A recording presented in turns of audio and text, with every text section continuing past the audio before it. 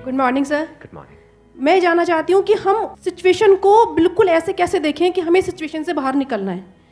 कि मान लो हमारे पास बार बार कोई प्रॉब्लम आ रही है, हम उसे फेस कर रहे हैं, फिर जो आसपास के हमारे सराउंडिंग्स के लोग हैं वो भी टाउंटिंग कर रहे हैं हम पर, नहीं तुमने पहले भी ऐसे किया था, अब फिर तुम फेल हो जाओगे इसमें। तो वहाँ जा करके हम स्टक हो जाते हैं और फिर हमारा कॉन्फिडेंस लूज हो जाता है। हम एग्जैक्टली कहाँ स्टक हो जाते हैं, जिसको आप जो वर्ड यूज कर रहे हो स्टक हो जाते हैं, मतलब आप कह रहे हो कि हम अपनी थिंकिंग में स्टक हो जाते हैं। थिंकिंग में स्टक हो जाते हैं, राइट? कि हम ओवर थिंकिंग में चले जाते हैं। ओवर थिंकिंग कि हम बैठे बैठे बस सोचते रहते हैं कि ऐसा क्यों हुआ, क्या हुआ, ऐसा नहीं होना चाहिए, कि हमारे में कुछ ऐसा हो गया तो क्या होगा, वैसा हो गया तो क्या होगा, मैं दोबारा भी ट्राई किया नहीं हुआ तो क्या होगा। हम जानते हैं कि पहले भी ऐसा हुआ था, फिर हमने उसे ओवरकम कर लिया, लेकिन बार बार वही चीज आते आते फिर वही ब्रेन का जो कंफर्ट जोन है हम फिर वहीं स्टक होने लगते हैं। और जिस कंफर्ट जोन की आप बात कर रहे हो वो एक्चुअल में ओवर थिंकिंग वाला जोन है। ओवर थिंकिंग वाला जोन है, मतलब बैठे बैठे बस सोचते रहते हैं जैसी हमारी कंडीशनिंग हुई कर है, कुछ नहीं पाते हैं। करते भी हैं तो थोड़ा सा करना शुरू करते हैं, उसके बाद वापस से वो थॉट्स हमारे ऊपर हावी हो जाते हैं। राइट? यही आप कह रहे हैं। राइट सर, प्रॉब्लम जो है इतनी ज़्यादा, क्योंकि एक्चुअली क्या लाइफ में अगर कुछ अच्छा होता है तो शायद हम प्रॉब्लम से इजीली निकल जाते हैं, बट बैक टू बैक जब आपको फेलियर्स ही मिल रहे हैं उस टाइम पे भी आपको फिर दिखना ही बंद हो जाता है कि हाँ, निकलने का भी कोई रास्ता है। प्रॉब्लम सबसे बड़ी पता है क्या है? कि सबको यही लगता है कि हमारी प्रॉब्लम सबसे बड़ी है। अगर यहां पर मैं एक एक करके सबको बोलूं कि आप बताओ कि आपकी लाइफ में क्या क्या प्रॉब्लम्स आई या अभी क्या प्रॉब्लम्स चल रही है, तो आई एम श्योर कोई सोच भी नहीं सकता कि अच्छा ऐसी प्रॉब्लम्स भी कोई फेस कर सकता है क्या।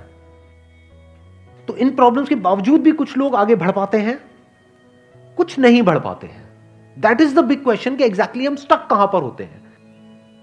क्या हम एक्चुअल में लाइफ में प्रॉब्लम्स में फंसते हैं या उन प्रॉब्लम्स को लेकर के जो हमारी थिंकिंग है वहां फंसते हैं? सबसे पहले ये चीज हमको क्लियर होना चाहिए। तो जो हम कह रहे हैं फंस गए हैं, हम एक्चुअल में प्रॉब्लम्स में नहीं फंसे हैं, क्योंकि प्रॉब्लम्स तो सबकी लाइफ में है। हम एक्चुअल में थिंकिंग में फंस जाते हैं। ये पॉइंट सुनने में छोटा लग रहा होगा, but it is a very big point two understand in life, जो 99% लोगों को नहीं समझ में आता है। हम क्या समझते हैं कि हम प्रॉब्लम्स में फंस गए हैं, क्योंकि the moment you say that, तो जब तक प्रॉब्लम्स रहेगी तब तक आप फंसे रहोगे। और प्रॉब्लम्स कब तक रहेंगी? लाइफ टाइम, जब तक लाइफ रहेगी। Right. But the moment you से कि मैं प्रॉब्लम्स में नहीं फंसा हूं, प्रॉब्लम्स मतलब लाइफ में नहीं फंसा हूं, मैं लाइफ के बारे में जो मेरी थिंकिंग है उधर मैं फंस गया हूं जाकर के। अब मैं उस थिंकिंग को कैसे चेंज करूं? Right. If you say that, तो वो आपके हाथ में पूरा कंट्रोल है।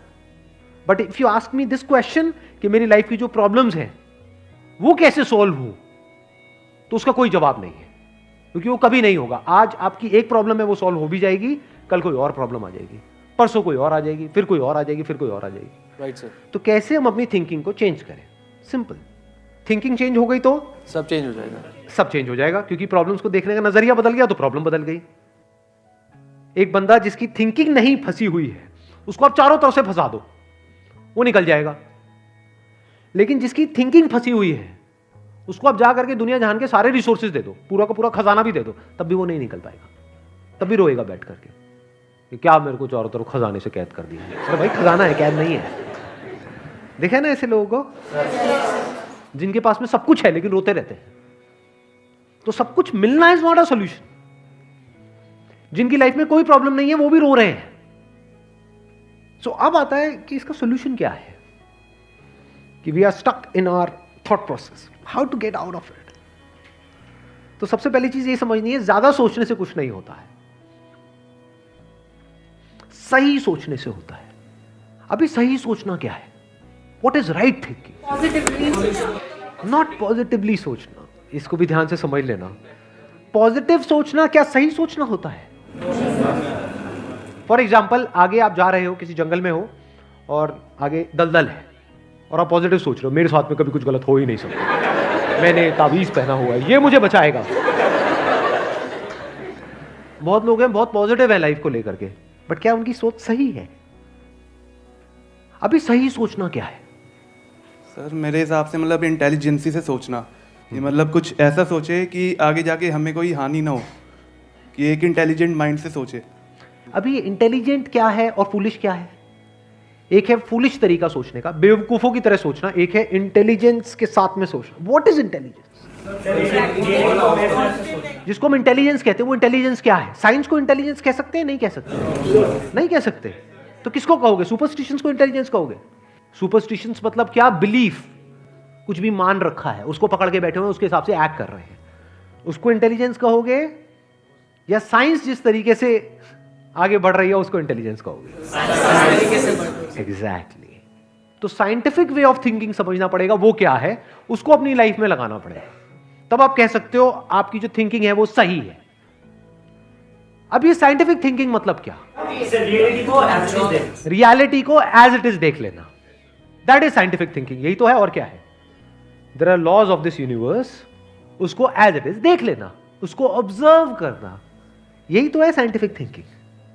उन लॉज को बदलना नहीं, क्योंकि साइंस बदल नहीं सकती उन लॉज को। लॉ ऑफ ग्रेविटी को साइंस बदल नहीं सकती है, उस लॉ को समझ करके उसके हिसाब से एक्ट कर सकती है। इसी साइंटिफिक थिंकिंग को अगर हमको अपनी लाइफ में लगाना हो तो इसका मतलब क्या? एक थिंकिंग हो सकती है लाइफ से रिलेटेड, जो भी आपके दिमाग में कचरा भरा पड़ा है बचपन से लेकर के आज तक, जैसा आपको समझाया गया है लाइफ के बारे में। किसने समझाया है? वो लोग जो खुद नहीं समझते, लाइफ के बारे में अपने अपने बिलीफ्स बनाए हुए हैं, अपने अपने स्टैंड पॉइंट से लाइफ को देख रहे हैं। फॉर एग्जाम्पल, कोई हिंदू है तो एक तरीके से लाइफ को देख रहा है, कोई मुस्लिम है तो अलग तरीके से लाइफ को देख रहा है, क्रिश्चियन है तो अलग तरीके से देख रहा है। क्या सही है इन तीनों में से? क्या तीनों को सही थिंकिंग कह सकते हैं? ना, क्योंकि आपस में लड़ झगड़ रहे हैं। साइंस में कोई लड़ाई झगड़ा होता है? अगर मैं किसी साइंटिफिक फैक्ट के बारे में बात करूंगा, क्या कोई हिंदू, मुस्लिम, क्रिश्चियन आकर के आपस में लड़ सकते हैं? नहीं। तो ये सही थिंकिंग है। एक है जो हमें सही लगता है, एक है जो सही होता है। दोनों में जमीन आसमान का फर्क है। एक है जो आपको सही लगता है, एक है जो सही है। तो साइंटिफिक थिंकिंग का मतलब क्या, अगर इसको हमको लाइफ में लगाना हो तो, यानी लाइफ को आप एज इट इज देखो, ऑब्जर्व करो, फिर उसके बारे में सोचो। This is scientific thinking. और ये जो फंडा जिसकी मैं बात कर रहा हूं, इसको आप लाइफ के किसी भी एस्पेक्ट में लगा सकते हो। इसको बिजनेस में लगा सकते हो, इसको जॉब में लगा सकते हो, इसको रिलेशनशिप में लगा सकते हो, इसको हेल्थ में लगा सकते हो। बिजनेस क्या है अगर रियलिटी को एज इट इज देखना नहीं है तो? सारे झूठे भरे हैं। अब ये जो आपने कहा कि बिजनेस में सब झूठे भरे पड़े हैं, क्या ये सच है या आपका अपना एक स्टैंड पॉइंट है? अभी इन्होंने बोला कि बिजनेस में सब झूठे भरे पड़े हैं। अभी ऐसे ही यहाँ पे मैं अलग अलग लोगों से अलग अलग बातें पूछूंगा ना, तो सब बड़े कॉन्फिडेंस से बोलेंगे, as if they know it for sure. जैसे मैं पूछूंगा, हाँ भाई यहाँ पे किसी मेल का किसी का ब्रेकअप हुआ होगा, तो सारी लड़कियां ऐसी होती हैं, सब धोखेबाज है। ऐसी कोई लड़की से पूछूंगा, वो आकर के बोल देगी, सर ये तो मर्द जात तो है ही ऐसी, इससे कुछ हो ही नहीं सकता। क्या ये सच है या आपका अपना एक स्टैंड पॉइंट है, अपना आपका एक बिलीफ है? तो ध्यान से समझ लेना, इसका जो सबसे पहला स्टेप है वो है अंदर जो भी कुछ पड़ा हुआ है आपके, जो भी आपने मान रखा है उसको छोड़ दिया। अब आप हल्के फुल्के हो गए, अब एज इट इज देखा लाइफ को, लाइफ को ऑब्जर्व किया as life, not my life. For example, anger, क्या एंगर आपका है? No sir. बट आप एंगर का सोल्यूशन कैसे निकालते हो? मुझे गुस्सा आता है, मुझे गुस्सा नहीं करना है। कभी भी आप एंगर का ऐसे सोल्यूशन निकाल ही नहीं सकते। सिर्फ आपको आता है गुस्सा या सबको आता है? सबको आता है। तो क्या एंगर सिर्फ आपकी प्रॉब्लम है या एंगर एक लाइफ की प्रॉब्लम है? Fear, if you can look at fear, not your fear और माई फियर, फियर, डर है ना, वो डर क्या है? Can you look at it? इसको बोलते हैं साइंटिफिकली चीजों को देखना। रिलेशनशिप, नॉट माई रिलेशनशिप और योर रिलेशनशिप, रिलेशनशिप। तो इस तरह से जब हम चीजों को देखते हैं ना, not from a subjective point of view but from an objective point of view, जैसे एक साइंटिस्ट देखता है, जैसे एक साइंटिस्ट ऑब्जर्व करता है, वहां पे ना खुश हुआ जाता है, ना परेशान हुआ जाता है, ना पॉजिटिव हुआ जाता है, ना नेगेटिव हुआ जाता है। This positive and negative is your stand point, is a subjective point of view. In objective reality, उसमें खुश क्या होना है और दुखी क्या होना है, वहां पर सब कुछ क्लियरली नजर आ रहा होता है। वहां पे कभी भी हमारी थॉट प्रोसेस स्टक नहीं होती है, हम फंस ही नहीं सकते। बिलीफ्स में आप गारंटेड फंसोगे। शॉर्ट टर्म में वो अच्छे लग रहे होते हैं क्योंकि वहां पे कंफर्ट मिलता है। जो भी हमने मान रखा है, अगर उसको पकड़ करके हम बैठे रहें और उसमें गोल गोल घूमते रहें तो बड़ा कंफर्ट मिलता है, लेकिन आगे जाकर के वो हमको फंसा देता है, एंटैंगल्ड कर देता है। बट जो रियलिटी है वो धीरे धीरे धीरे धीरे आपको आजाद करती रहती है, जितना आप रियलिटी को समझ जाते हो उस लेवल तक। यानी कि अगर इसको मैं पूरा समअप करूं जो भी मैंने अब तक कहा है उसको, ये सेशन शुरू कहाँ से हुआ था? फेलियर से हुआ था कि एक के बाद एक हमने लाइफ में बहुत सारे फेलियर्स फेस करे हैं। तो अब अपने फेलियर्स को ऑब्जर्व मत करो, अपने को बीच में से हटा दो, ऑब्जर्व करो ये जो फेलियर्स हैं ये क्या है। तो you will start seeing the nature of those failures, you will start seeing the causes of those failures. For example मेरी लाइफ है, अगर मेरे को उसको ऑब्जर्व करना है, दो तरीके हो सकते हैं। एक ये, अब मैं अपनी लाइफ में थोड़ा सजा रहा हूं जिससे कि आप उसको रिलेट कर सको। मैंने पास में कुछ गलतियां करी, बहुत बड़ी बड़ी गलतियां करी, मेजर लॉसेस हुए, तो एक एंगल तो ये हो सकता है मैं ऐसा कैसे कर सकता हूं। दूसरा ये है कि मैं ऑब्जर्व करूं कि एग्जैक्टली वो गलती क्या थी और उसका कॉज क्या था। तो वो दिख जाता है, अच्छा उस टाइम पे वो ग्रीड बहुत ज्यादा हावी हुई पड़ी थी। अच्छा ग्रीड क्यों हावी हुई पड़ी थी, इतना लालच क्यों आया हुआ था कि हाँ ये करना है ये करना है ये करना है, ये क्यों आया हुआ था? और ये बचपन से ऐसी कंडीशनिंग हुई पड़ी थी, बचपन से घर में यही सारी बातें सुनी थी, तो इसलिए I was acting out of that information जो मेरे अंदर फीडेड थी, and that was not correct information. वो सारी इंफॉर्मेशन गलत थी, जिसकी वजह से मैंने जल्दी से एक्ट किया, बिना सोचे समझे, बिना सही थिंकिंग के एक्ट कर दिया, उस वजह से जाकर के फंस गया। तो मुझे उस बंदे ने नहीं फंसाया, मैं खुद फंसा अपने लालच की वजह से। तो अब ये क्लियर हो रहा है हम कैसे देखते हैं। तो वंस वी सी दैट, तो अब मैं उससे पूरी तरह से फ्री हो गया, because I understood something which is very basic in life, जिसकी वजह से पूरी की पूरी लाइफ एक अलग ट्रैक पे निकल गई। क्या समझ आया? कि कभी भी ग्रीड से एक्ट नहीं करना है।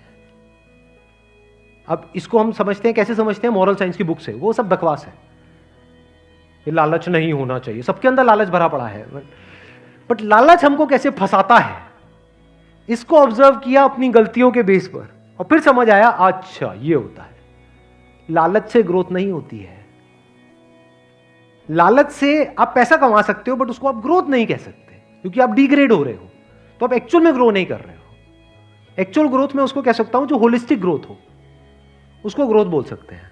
आपने पैसा तो कमा लिया, लेकिन डर में जी रहे हो कि मैंने इतने घपले कर दिए हैं, अगर किसी ने पकड़ा गया तो पता नहीं क्या हो जाएगा, क्या फायदा ऐसी लाइफ का? उसको आप ग्रोथ कहोगे? Can you call it growth? ना। तो लालच से ग्रोथ नहीं होती। तो ये चीजें समझना बारीकी से, स्टेप बाय स्टेप, तो आप गलतियों का पूरा नेचर समझ सकते हो। The nature of mistakes, the kinds of mistakes, the types of mistakes, और उनके कॉजेस क्या होते हैं। और जैसे ही हमको ये सब समझ आ जाता है और साफ दिखने लग जाता है, तो वो गलतियां होनी हमसे बंद हो जाती हैं। और जितनी भी गलतियां हो सकती हैं, उन सबके अगर नेचर समझ आ जाते हैं, तो गलतियां होने की पॉसिबिलिटी फ्यूचर में ऑलमोस्ट खत्म हो जाती है। प्लस जब समझ आ गई है उसकी रियलिटी, तो वहां पे ओवर थिंकिंग के लिए जगह नहीं होती है, अपन थिंकिंग में स्टक नहीं होते हैं। Wish you all the very best, thank you so much for coming.